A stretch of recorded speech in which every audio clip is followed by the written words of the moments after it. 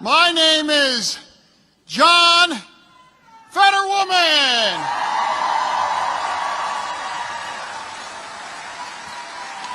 Hello everybody and welcome back to Red Eagle Politics. Make sure you like this video down below and subscribe to the channel if you are new. So that at the beginning of the video was none other than Pennsylvania Senate nominee for the Democrats, John Fetterman, who is losing a grip on his lead. It is crumbling. His campaign is crumbling before him, and this is before the debate, which will be happening in late October. It should be happening earlier, but the debate is happening. He's probably going to doom him a decent amount because he's speaks so incoherent. He makes Biden sound like he's a part of Mensa by comparison.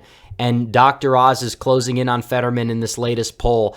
It is now within 2 points, and that's with the Libertarian candidate getting close to 4%, with plenty of undecided voters who disapprove of Joe Biden, many of whom are Republicans. Oz is up with independents. He's getting the base on board. He's only down by 2 in the last poll out of the same firm, had him down by 5. This is incredible news. On top of that, Doug Mastriano is closing in on Josh Shapiro. Mastriano now trails by just 2% in the last poll. Out of Trafalgar, he trailed by 4, and this is with him being outspent. All of the negative ads, and Josh Shapiro cannot crack 50%. Doug Mastriano is going across the state. He's working very hard to galvanize his supporters, and as a result, him and Dr. Oz are on the trajectory to victory to take back the state of Pennsylvania, which is absolutely huge. So we're going to dive into this Senate race and why I believe that Dr. Oz is going to win, why I believe that it is very likely that Doug Mastriano wins, and what issues are driving the base to come home to put Oz and Mastriano over the top. But first, I have to tell you guys about our latest sponsor over at the Epoch Times. What is the Epoch Times? The Epoch Times brings you breaking U.S. and world news on all your devices and original Epoch TV programs like popular podcasts and award-winning documentaries. Why do we trust the Epoch Times? They report important news and facts that other media ignore, and they focus on clear fact-based journalism without spin or hidden agendas so you can arrive at your own conclusions. Despite the attacks from many sides and the defamation from other media, the Epoch Times continues to dedicate themselves to reporting the truth, so give them a try. We think you like it. We have a special offer for our viewers here, $1 for 2 months. You can get that at epochtime.es/redeagle and subscribe. So this is huge news. Trafalgar's been a little bit wonky lately. They've been oversampling Democrats, and they've been showing some really close races in some safe blue states, but now it seems like the polls are starting to make a little bit more sense, including the poll out of Trafalgar, which still oversamples Democrats by a couple of points in Pennsylvania, but nevertheless still has Dr. Oz within striking distance. Oz is winning among independent voters.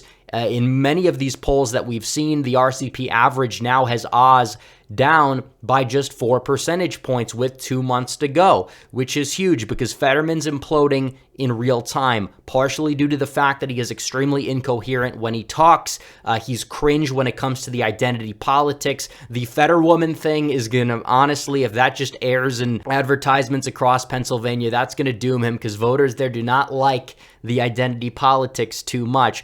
And that doesn't mean that Oz is running a perfect campaign either. We're going to get to that in a minute. But either way, Oz is capitalizing on the flaws of Fetterman. Fetterman is somebody who, policy-wise, has been indistinguishable from Bernie Sanders his entire career. Now he's trying to LARP as like a working-class hero, and he's dressing like a total slob because that's how he views working-class people. And it's not going to pan out for him too well.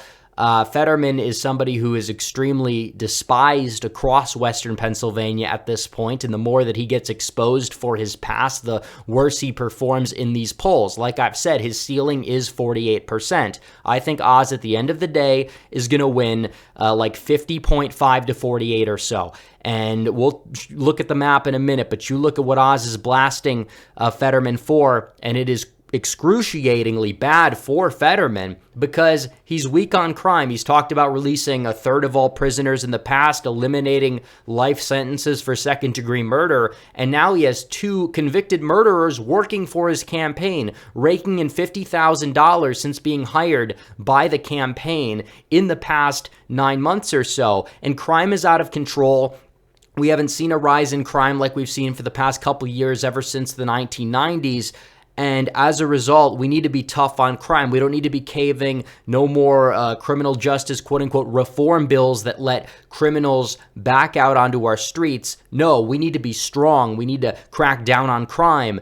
And the reason why a lot of even like these DAs in blue cities are losing, like Seattle, that we saw in 2021 is because of crime, because even Democrats are fed up in some places with crime. Why is Lee Zeldin, a pro-Trump congressman in the state of New York, within striking distance of defeating Kathy Hochul for the governorship there? I'm not saying he's going to win, but it's going to be much closer than it really should be in New York, and that's mainly because of the crime issue, and he's hammering it home. Why is Darren Bailey outperforming expectations in Illinois? It's kind of the same thing. Crime is an issue. Republicans need to, talk about crime first and foremost. J.D. Vance is talking about it lately in Ohio, and he's doing very well in recent polling. The same polls that had Biden winning Ohio have Vance winning it by 4 to 5, which means Vance is probably going to win by over 10 at the end of the day, and that's even pre-Trump rally.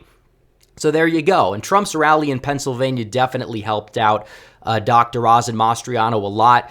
Trump was on point in that rally. His messaging was on point. He's hyping up Dr. Oz, and I believe that Dr. Oz is on the trajectory to win because he's focusing on the issues. What is Fetterman focusing on? Oh, Oz is from New Jersey and eats raw vegetables.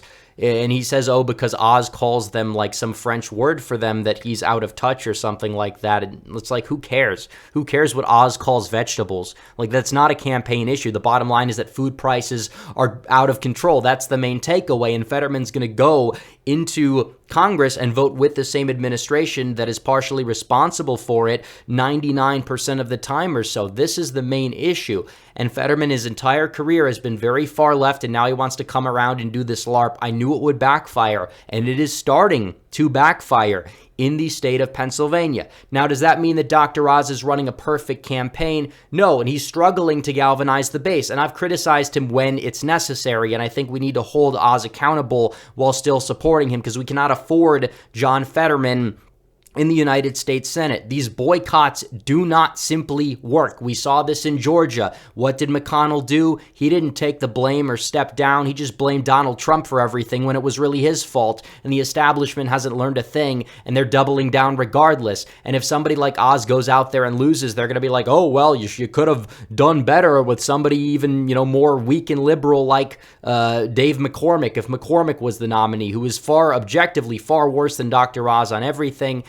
Dr. Oz is still a massive upgrade, in my opinion, over Pat Toomey, despite his flaws, which I have called him out for. He tweeted out this virtue signal that, gay marriage is good and we must protect it. And it's like, okay, well, this is a position that Obama considered extreme 11 years ago. Joe Biden didn't come around to support it until 10 years ago, the same president that we're railing against so much. Even he was on the right side of this issue. And people might be like, even on the right, well, it still doesn't affect you. And it's like, first of all, yes, it does. Mainly because of the fact that it is a slippery slope. It has led down us a pathway to the thing where child drag shows are becoming mainstream, and we see things like that even in red states. Every weekend in Texas, there's a drag queen story hour event, and that's a red state. And this is what happens when we get apathetic. It doesn't stop at the gay marriage issue, but marriage, in my opinion, is still between a man and a woman, and it should remain as such. However, I'm not going to sit back here and say, yeah, Oz needs to run a campaign solely on that in Pennsylvania. But like even Glenn Youngkin in Virginia, when he was asked about it, he said, marriage is between a man and a woman. He didn't campaign solely on it, but he never wavered. And why do you think he was successful? Because he never wavered really on anything. He just focused on the bread and butter issues. And like I said, Oz is somebody who is from Hollywood, just like how Trump was from the same, celebrity establishment, even though Trump broke from it. Trump has good intentions. I believe Oz has good intentions, and both of them were a little weak on that issue, in my opinion. But beyond that point, that's not going to sway any voters in the middle over to the right. It's just not. The people that are single issue voters with the alphabet issues, they're die-hard, hardcore leftists. And Oz is winning independents. He doesn't need to pander to people that aren't going to vote for him, but he is struggling to consolidate the base. And some people might say, well, the base doesn't care that much about the issue. And it doesn't really matter because the hardline base that he needs to vote for him, that is going to vote for Mastriano, they tend to not really like Oz, and they get, more skeptical of Oz when Oz talks like this, and I think it's not helpful.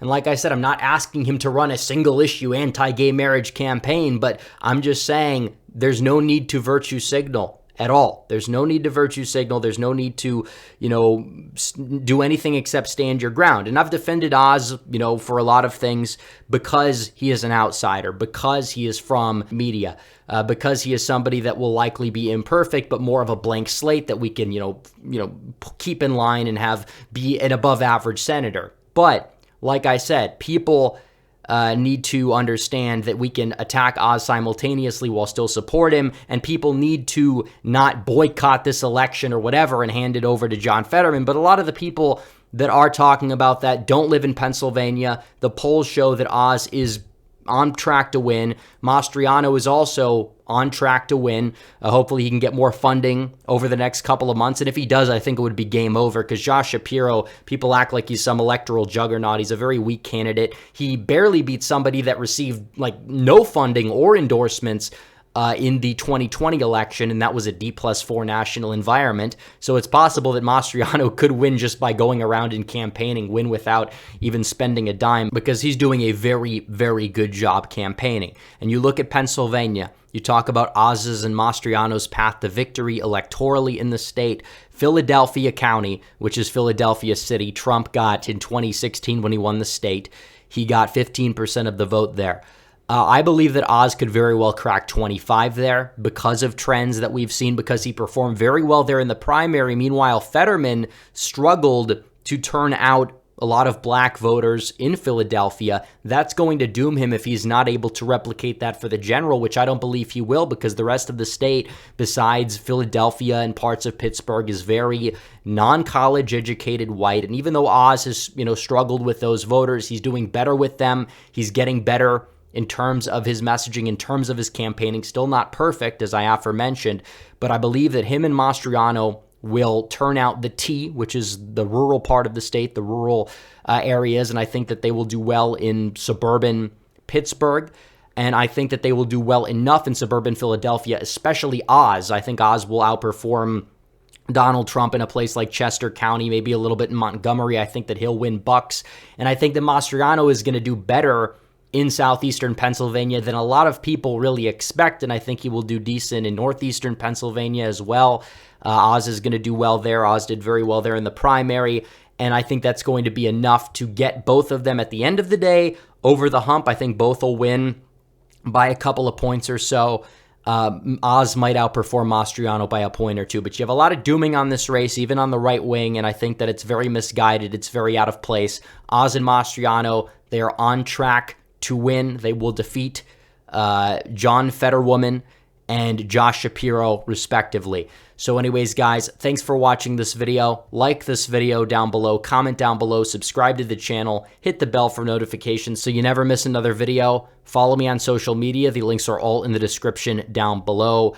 As always, guys, thanks for watching. Red Eagle, out.